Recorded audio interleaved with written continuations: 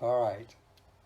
So I want to welcome everyone here, and I'm totally grateful that you are. You're a part of the community. I'm hoping. If not, please do join the. Yay, Sue! That's great! Yay! And please do join the group Spiritual Healing with Mark Ehrlichs. And ask for permission to join. I'll accept you. All you have to do is answer three questions. Yes, yes, yes. And whatever the questions are, just say yes, yes, yes. And I always check everyone out to make sure they're not what people call, I don't know what, they're real people. And if you're a real person, you'll get accepted. Uh, no big deal. We have an awesome community here. We're in the future, the near future, starting. We're going to be having online classes just like this that are free of charge, and they're going to be informative. Like this one here is just designed to see if you can stump me in asking questions uh, about healing or intuition or what I believe in and the godliness within the divinity, what some people call the creator or the nameless one or universal mind or Yahweh or the mind of Buddha, whatever you want to call it, it doesn't care. But I'll try with all my heart to give you answers from within myself and also added in that, intermeshed in that through my experience of life and what I've learned, what I've taught people, and that's what this is for. And so please feel free and we'll just boogie from there. In any case, uh, my name is Mark Ehrlichs, and I am a healer. This is all that I do in my life. A couple things that I want to mention is that with what's happening now, with a lot of the chaos of and reformation of things, a couple of my classes have been canceled. The one, the apprentice training in Vail, Colorado. Um, it was a private training for some people, and that has been canceled until I told them June, sometime in June, and we'll see what happens within that time frame. There's also in Tucson that was a 3-day apprentice training, and so that will continue at another time. And if anyone is interested in having an apprentice training, let me know. There's some people that would love to sign up along with yourself. And the one in Tucson was a Friday night healing circle. That was canceled. It was at a Unity church, and there they suggested no more than well, they didn't even suggest. Everywhere in most regional unities is suggested that no more than 10 people. Here in the Columbine Unity, where I function out of, with appointments and sometimes workshops, they and even other events, there's no healing circle that they want. They don't want anyone in the church, at least until they have a meeting to decide how things are going to come down. And I totally understand that too, and I'm fine with that. And but the one in Tucson is canceled because that would have attracted a lot of people, and the healing circle there, and that was on a Friday night. I believe that was on the 27th of March. But so far, and this might change as well, the March 28th is a workshop in Tucson, and that may or may not be canceled. Don't know yet. I have to go along with the guidelines of the person who's sponsoring me there. And then I also have 3 days worth of appointments that are full, and those may, if the healing circle and the workshop are canceled, I'll cancel the appointments until June. And June keeps coming in my head as far as when things are going to start ramping up to be clear. So we'll see. And I am not a prophet by any means. Whenever I do publicly prophesize about anything that I think that I know or think that I think, it always turns out incorrect. So when it pertains to other people with things, it's correct when it has nothing to do with me. So whenever it has anything to do with me, forget it. And let's see. I don't know what else that I'm missing here. We do have an event. It's an online healing circle that's open to the public and free. It's online on Tuesday night. So please, it's at 7 o'clock, so please feel free. Or 6:30 or 7, I don't know what Lynn is scheduled for. My time, Eastern Mountain Time. And that is Tuesday, April 7th. So please, if there's, hey, how you doing, Lynn? Good to see ya. So please, Lynn, if you can post when you get time there, I know you're coming back on, when you can post information about the April 7th workshop, online healing circle, please do. It's at 6:30 or 7 o'clock. Lynn knows the information and she'll post it. And it's online live, and I'll be working with people, and people will be affected most often, to my understanding. And please understand that I don't make any claims. I don't tell anyone they're healed. And hi, Cindy. Thanks for being here. And I don't make any claims. I don't tell anyone they're healed. And I just let people tell me what has happened with them. I don't diagnose. I don't prescribe. I totally let people tell me what's happened with them since I've worked with them. Most times it's most immediate. Hey, Christina, thank God you're here. And there's the information Lynn's putting up at 6:30 p.m. Mountain Daylight Time. And not Eastern, Mountain Daylight Time. And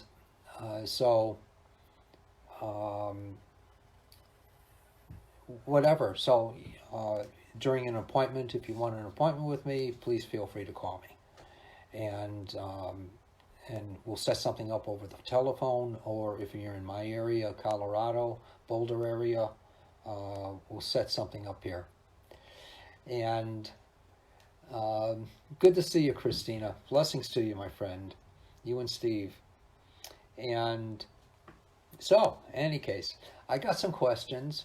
And matter of fact, I got about 4 pages of questions. And I'll try to get through some of these. They're great questions, too. They're awesome. My friend Keely, she wrote, "Hi, Mark.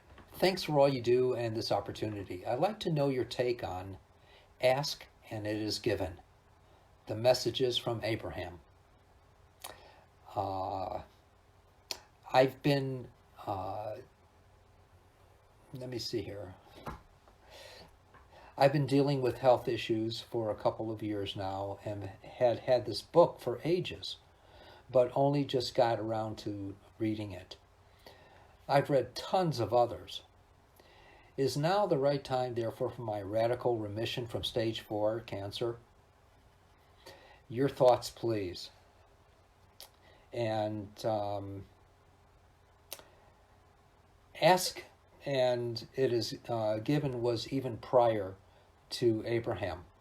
And Abraham had a message to give of what was already there.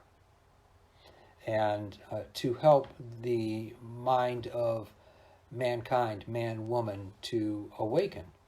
That's what Abraham does, in my understanding. I may be incorrect, but that's my understanding.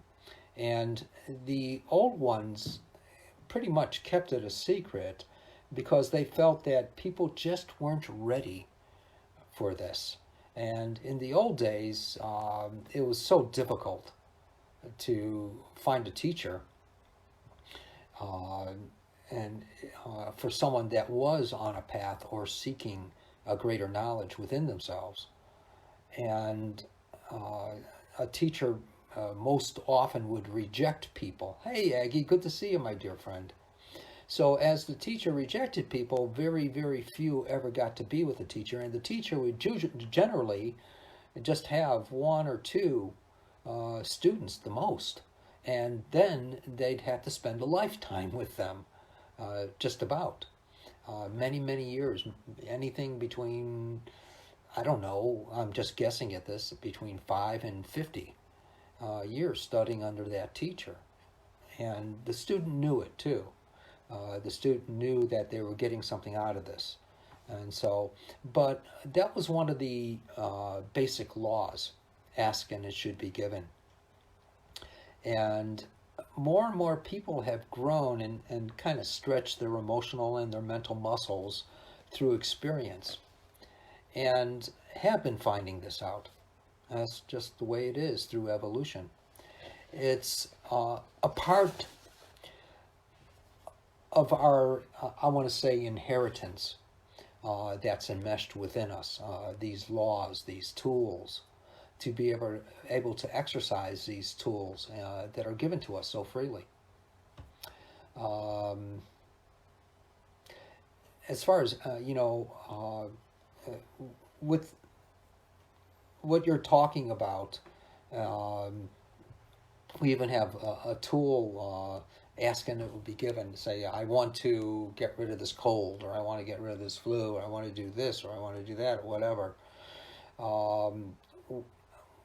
What I do is I've learned to accept within myself that it's really not there. And I've told the story 1,000 times, and I may have told it to this group as well. One time I was going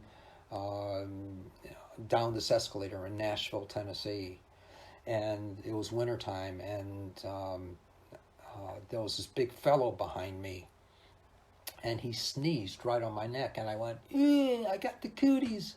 I just really felt it inside. I got the cooties, I got the cooties.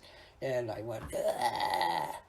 And so then I got to the area where I was going to, and I was hanging around it. It was a food court area or whatever. And I knew that I was going to get sick. It bothered me so much that he did that. I knew that I was going to get sick. So that night, lo and behold, I started getting the symptoms of a cold. And I said, okay, this is cool. I haven't had a cold in maybe about 20 years, in 25 years.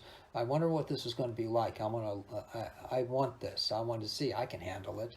And so I started getting sicker and sicker and sicker, and I was getting sore throat. I was runny nose.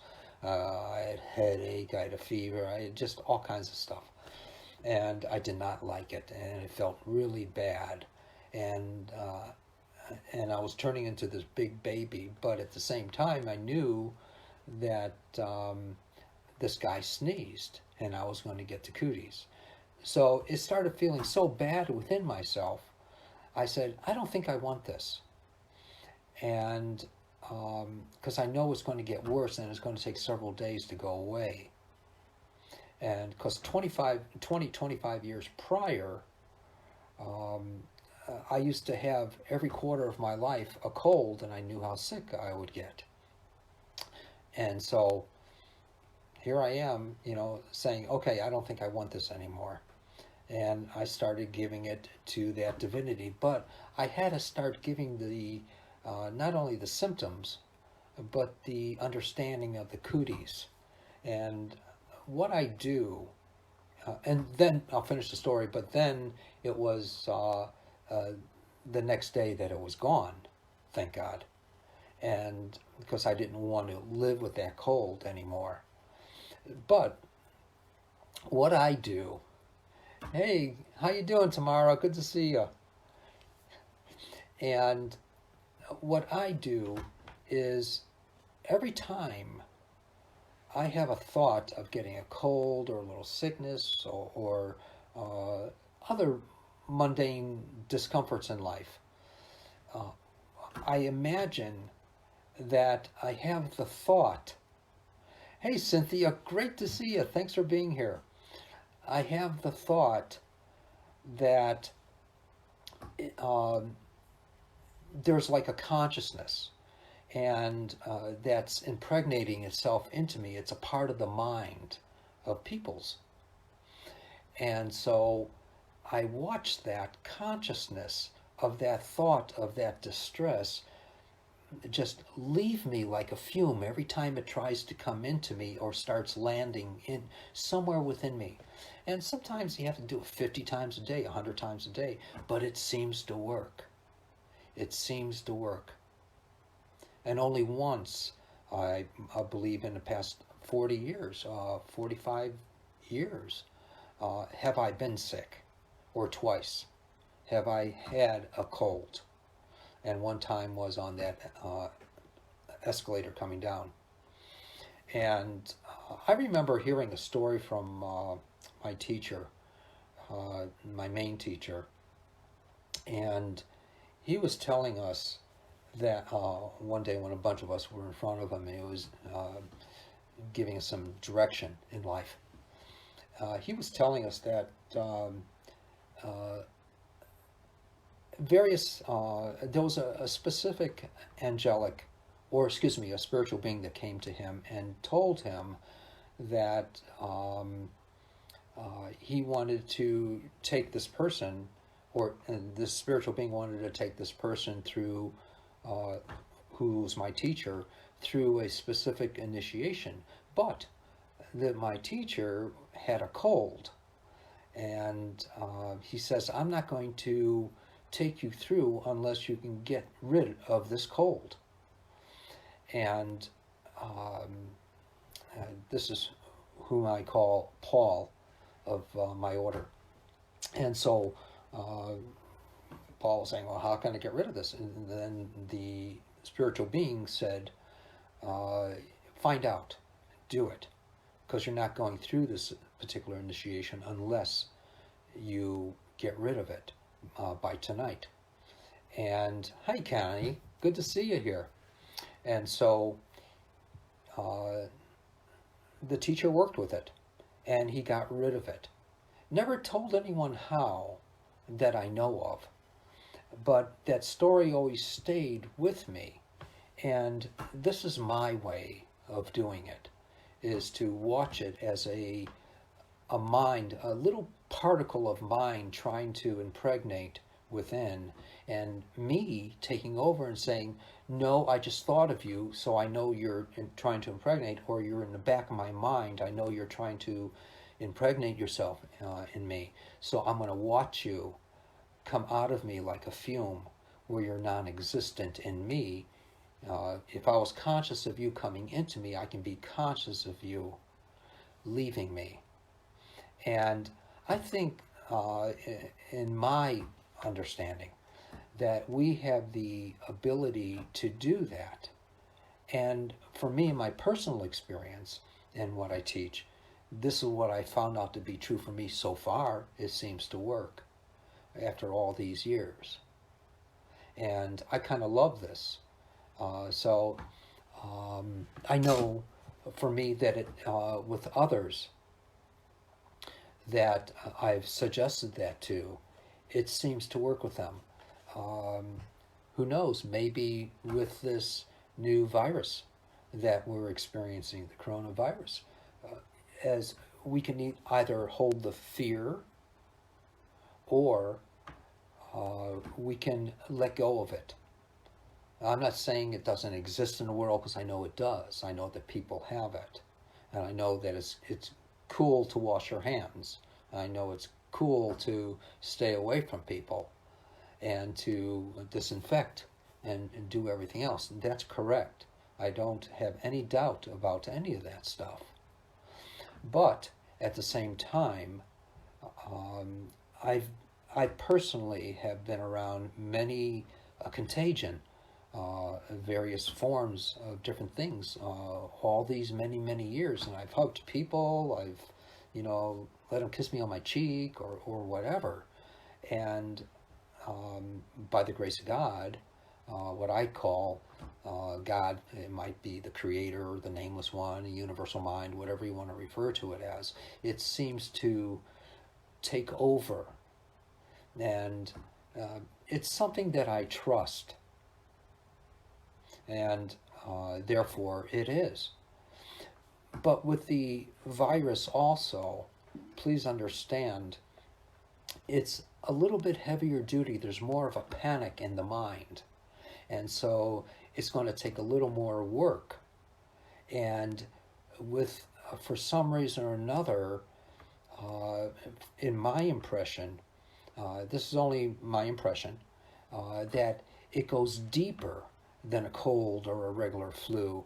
So we have to go deeper to recognize that we might have a fear of it, or we might have an impression of it, and to take a look at that impression and watch it leave us. Find out what that impression is, what our impression is, and watch it leave us like a fume coming out. So far, seems to be pretty good for me. And just a suggestion, and things that I've told people with other forms of sickness, and it seems to work. Hi, Eileen. So good to see you. Thanks for being here. So, and but I take the exact thing. I take it when I'm working with diseases. I take them as deep as I can. I know that some things like this viral that we're going through, the corona, it's deeper than the normal cold or flu. So I take a look at it where I have an impression of where I fear, or I take a look at where it's embedded in my thinking in some way or another, and that's what I do. So, in any case, I trust what my teachers taught me, and I wasn't one of those that gushed over the teachings and the teachers and said yes to everything when even the teacher was off balance. And so I just, knew inside. But I took the value of the teachings and I asked myself inside, how does this apply to me? How can I use this? Or God, will you teach me this? Which is what I utilized. God, will you teach me this? And according to how it fits into one of the laws, the ways of existence, the law of cause and effect, or the law of manifestation, or whatever,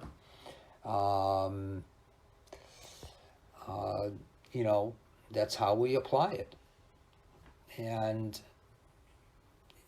the laws are real. Yes. Hi, Lauren. Good to see you. Good to see you. And according to how it fits into one of the laws, either through lack or better words, when it is shown or given into manifestation, we get to perceive of it and we get to work with it. We get to perceive it or work with it, and work with it into manifestation. So it's learning to control ourselves, and that's really important. Hi, Julianne. Good to see you, Rev. Good to see you. So, she wrote, continued to write on. This is from Keeley. I've been dealing with a health challenge for a couple of years now and had this book for ages. She was talking about the Book of Abraham that we just talked about. My pleasure, Connie. And but I've only just got around to reading it, etc. And with her stage 4, etc. And talking about her radical remission from stage 4. Your thoughts on this, please? And I've known several that have gone through what you are calling radical remission.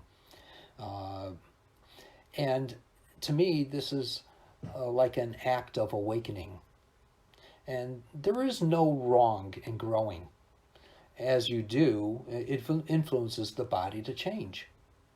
And as you might need help in understanding what to and what not to apply for yourself in what you are reading, which is fine, please set up, if you have the opportunity, set up a telephone appointment with me if you would like to.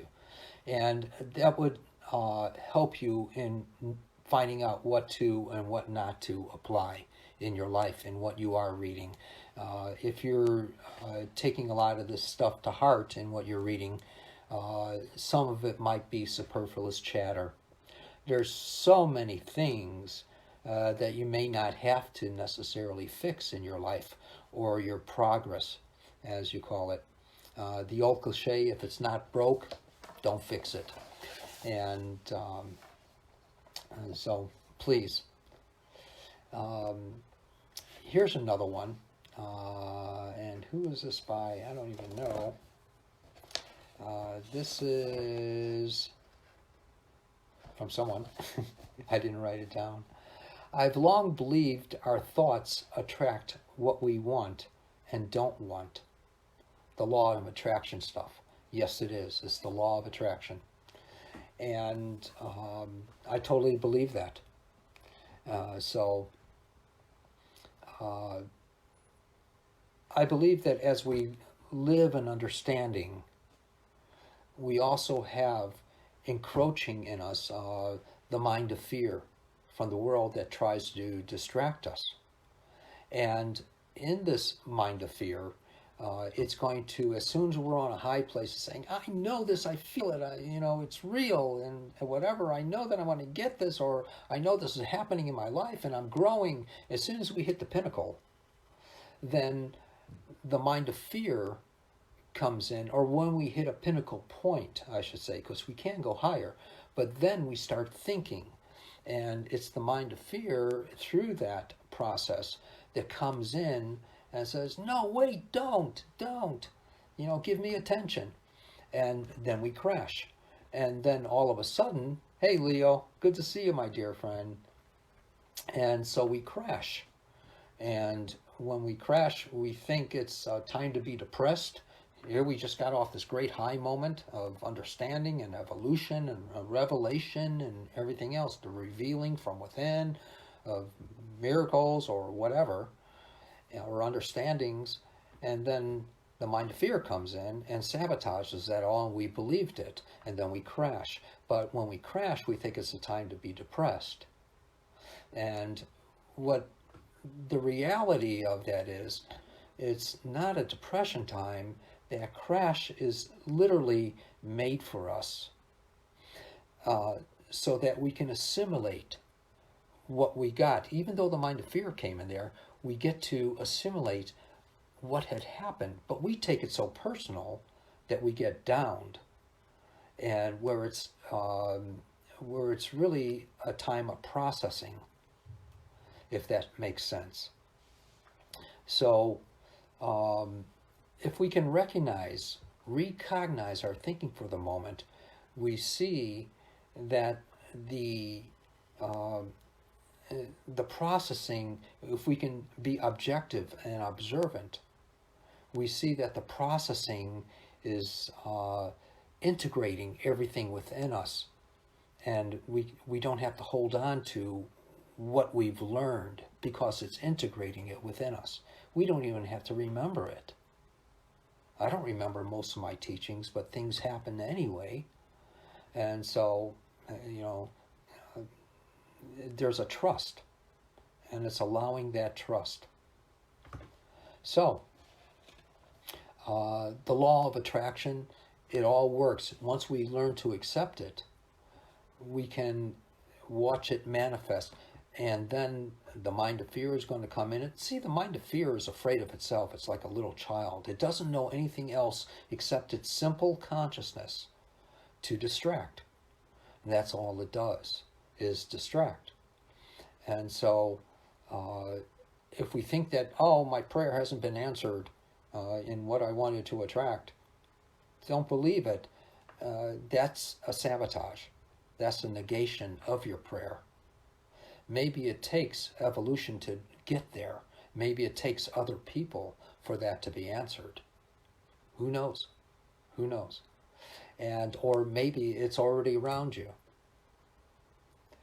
And one time there was this. I was working in a nursing home, and as an orderly, and there was this nurse that knew there was something different. She saw a bunch of stuff happen with me at different times, and she was an elderly lady, a really lovely person that I remember.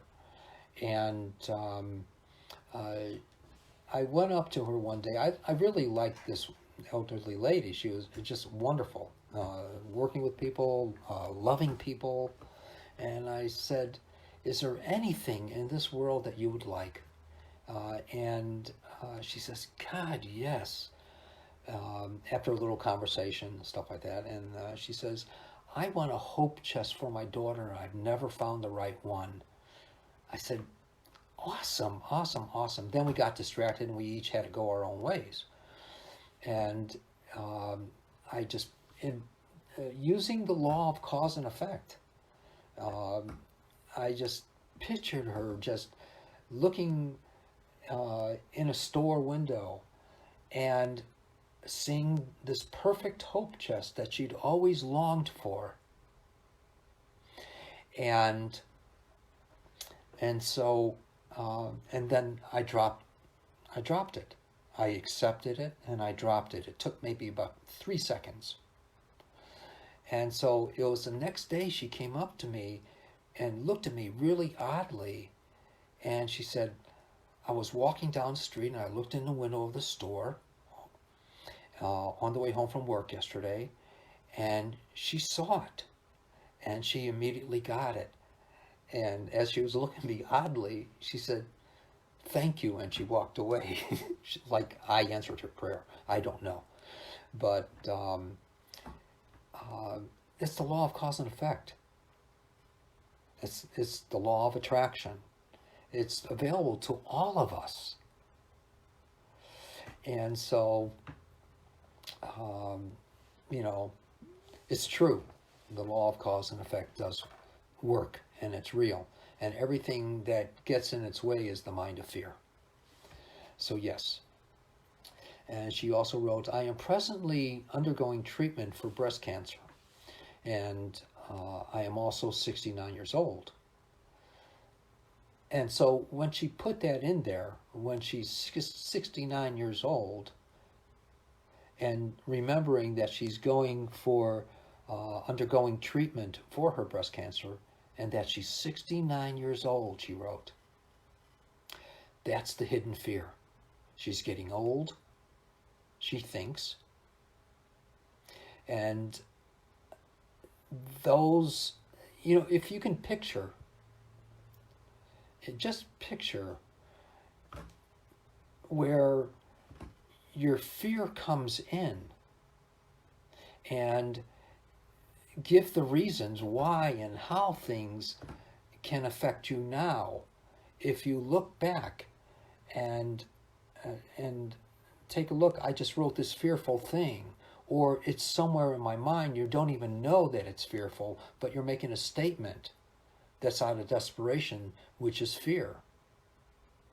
That's where it hooks into us. And we have the opportunity, that's going deeper.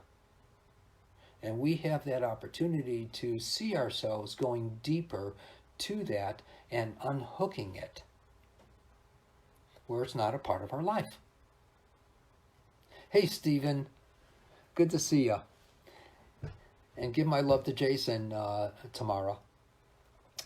And so it's giving, otherwise we're giving reasons why we should have this, even though we're in denial of it, or because that's all it is denial. If we're giving reasons why we should have this. Another dynamic, I never had a flu shot because I didn't think it was right for me.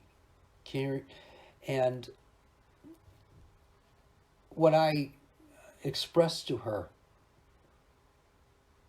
was, can you remember the feelings of how it didn't feel right for you?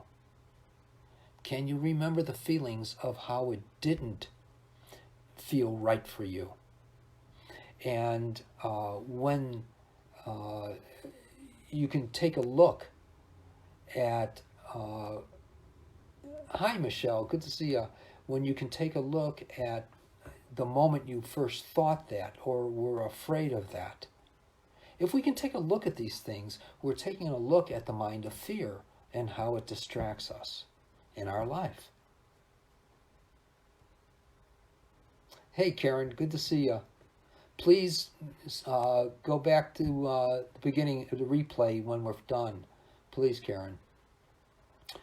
It'll be very useful for you, hon. And because that's what kept you safe prior to that. Before you had the doubts, the fears, or the pre-thoughts. Go back before those things and you'll see where you were safe, where there was trust prior to that, and knowing what was true prior to the embedded impression of fear. Here's a note that I shared with someone earlier today that that needed to cancel an event that was coming up. Hello, from so-and-so. Thanks for the information. And she was worried about the virus, the coronavirus as well. And I don't blame her. I totally don't. And so I wrote to her, thanks for the information. The virus is everywhere, I said. I am not denying or defying it. And I know that it is real. At the same time, I also recognize my life in God as real. And I don't blame others being fearful, nor is it in my attempt to tempt God. I only trust in everything I do and work with. And I really don't expect others to be like me, but I try to teach others in what seems to be working with me. And what I've taught others, and at the same time, I see they're using the tools that I had taught them, and it seems to work. So, again, I don't diagnose, I don't prescribe it, I don't tell anyone they're healed. I let people tell me what's happened with them.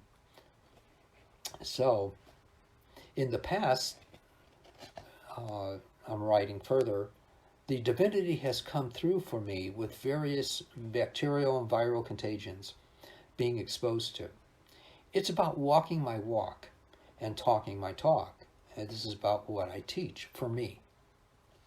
So, the other two people,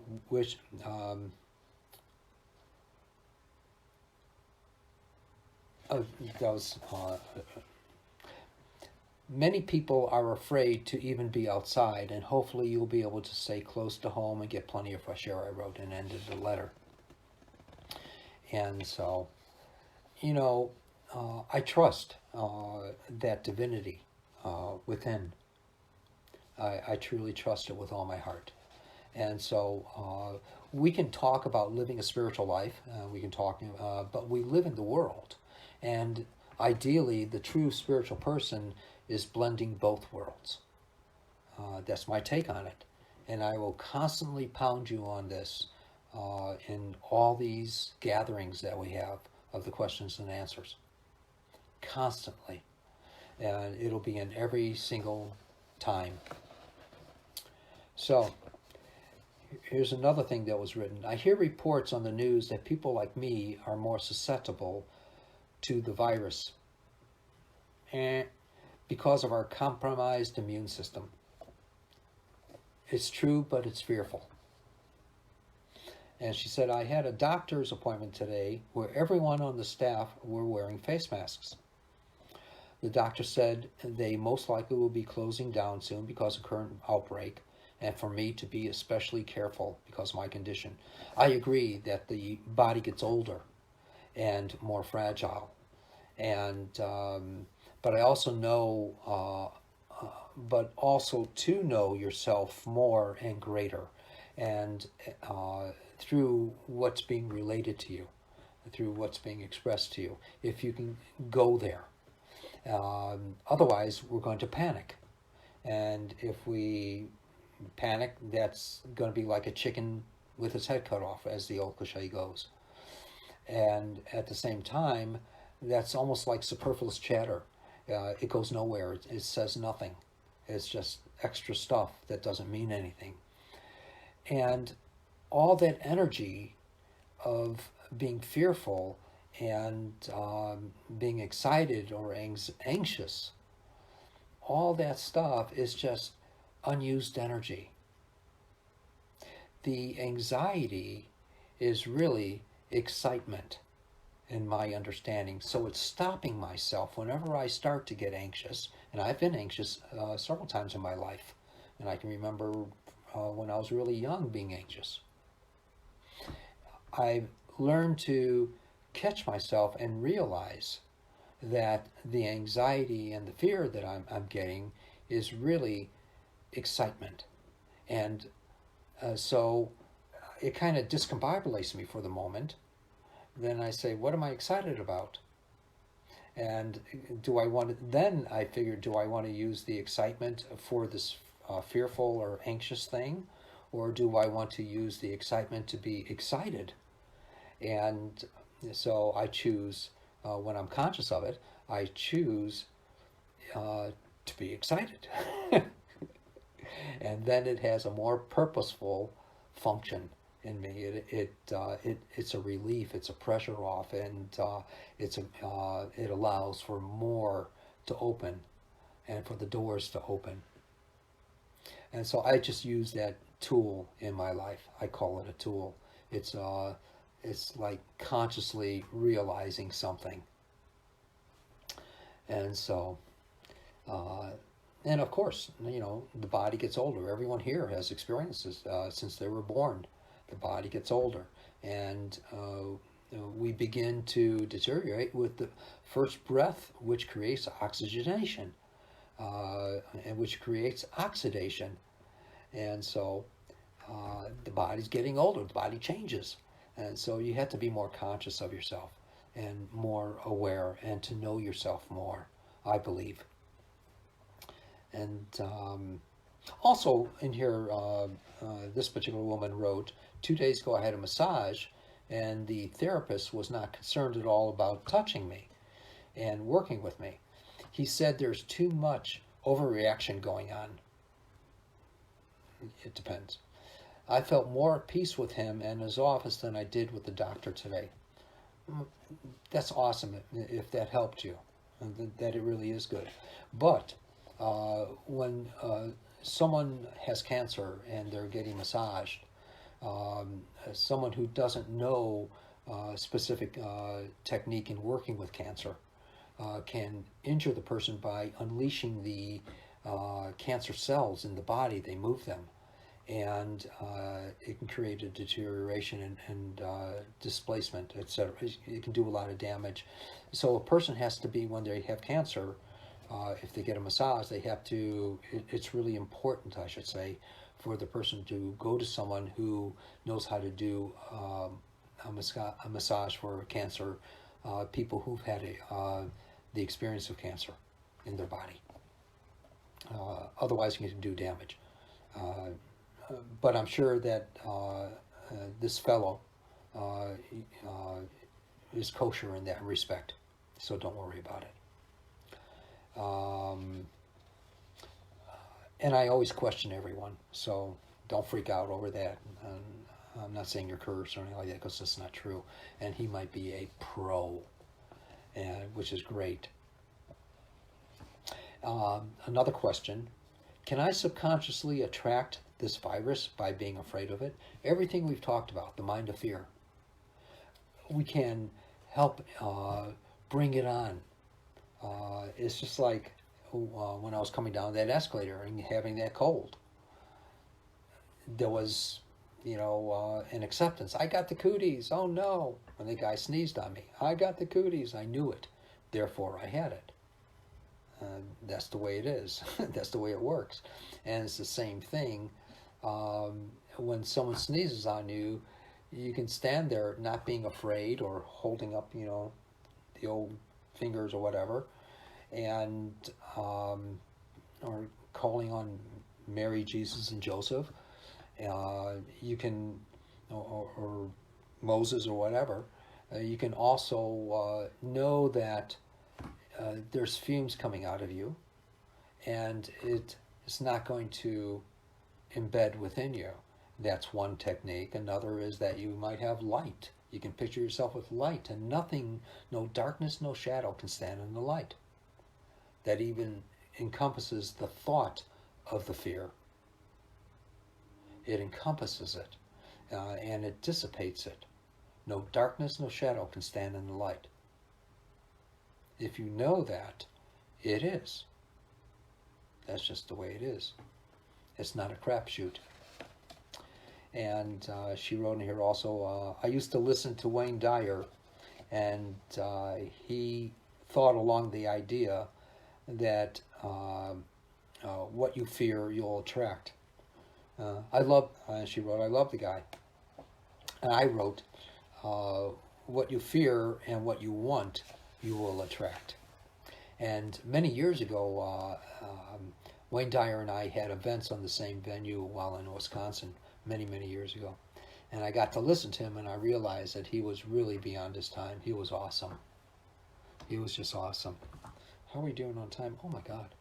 And Kathy, my friend, I'm not going to get to Susan and Steve and tomorrow, and Joyce, but next week. Kathy wrote, no one gets to leave this planet without God saying it's okay. And she was making a statement based upon previous conversations. And the nearest of the near and dearest of the dear. And that was it. I don't know about that, Kathy. Please explain more, and I'll talk about it next week, please, and what you're referring to. I love that, though. It goes along with something. I can get one of Sue's questions here. Sue wrote, I love the name of your book, Awaken the Healer Within. How did you choose it? Is healer a process of growth, self, or self-power? And, in looking back, when you asked that question, I don't remember, Sue.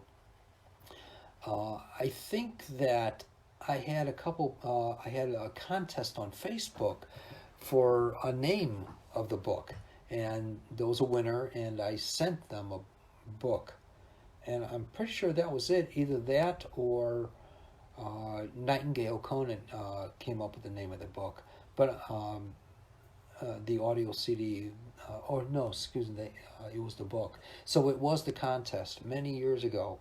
I asked, is there, I'm writing a book on healing, etc., and I gave some, outline of it, and whoever gets the name that I choose will get a free book. And I ended up sending everyone, a free book, I think, when they came out. So that's how I got the name of it. And she wrote, is the healer a process of growth? Yes, it is. We all have it within us. Some are called to work with it this time. I'll gladly teach you if you choose me. And so it is a process, though, and it develops and it grows. I'm still learning after all these 46 years. As much as I think I know, I realize that I don't. And even though I get to see these great changes at times happen, and then I get to have, little understandings, a little bit more, then that drops away, then more comes in. It's a constant growth. Great question, Sue. Great question. And Tamara, I already answered the question about the panic. And she wrote, "Panic. I would like your opinion on panic and how it relates to intuition." I think they're separate, but they go hand in hand, of course. But when we're panicking, we're not going to have the intuitive. We're not giving room for that. But if we stop ourselves and realize, oh my God, this is excitement and not necessarily panic or anxiety. If this is, excitement, then all right, then that discombobulates the mind for a moment, and you realize I'm not panicking because I'm excited. And then the mind wants to go back to the panic and then say, no, this is really excitement, or what am I excited about? And then you'll see what's happening around you to be excited, because something's happening, something's growing, something's coming forth in your mind, in your body, in your emotions, everything. You wouldn't be experiencing it unless you were prepared for it. But we take the rules of the road, the way of the world, and say, oh, I gotta freak out over this. When in reality, it's being handed to you so that you can handle it. Or else the soul wouldn't present it to you in the first place. That's my take on these things. And then the intuition, that's when the intuition, the inner teaching, is sharing with you what to really do. But we have to be open for it, because when we're in the intuition or wonderment, that mind of wonderment, that's when the intuition comes forth. Good, I'm happy. Blessings to you, Tamara. Hi, Michael. Good to see you. Please watch the replay of this. All right. That was fast. We only have a minute left, but I wanted to really thank everyone. Please feel free. And Lynn, list the events coming up, if you don't mind. Thank you, Lynn. And also my contact, if anyone's interested in having an appointment with me, feel free to give me a call and we'll set something up. And a day and a time. And I'm getting busy, but with telephone appointments, they're awesome. They are just totally awesome. And hit the pound sign and say, great wisdom. Thank you, Patty. Put it in the chat box, pound sign, great wisdom, or go for it, or something, pound sign, go for it. But do the pound sign, because hashtag. That's what also gets it out there. Thank you, Patty. Thank you. And it gets it out there on YouTube and Google and whatever. Thank you so very, very much. And if anything, contact me, contact Lynn. And you rock. There you go. You remembered it. Thank you. Alrighty. You guys rock. Please, thank you, Connie. And I'm honored that all of y'all are a part of this group. And I will share as much as I can. There'll be classes, as I said. And some of them, like this, will be free. They'll be coming up, different things. And also, oh my God, I forgot to mention, April 16th, 17th, and 18th is Thursday, Friday, and Saturday. 3 full days online and apprentice training. Please do take advantage of that. Please. Sign up now and enjoy it. It's going to be awesome. It's going to rock. Thanks, Lynn. Thanks. Blessings to you all. And anyone wants an appointment, let me know. Any information, go to my website if you need some information. Thank you. Bye-bye.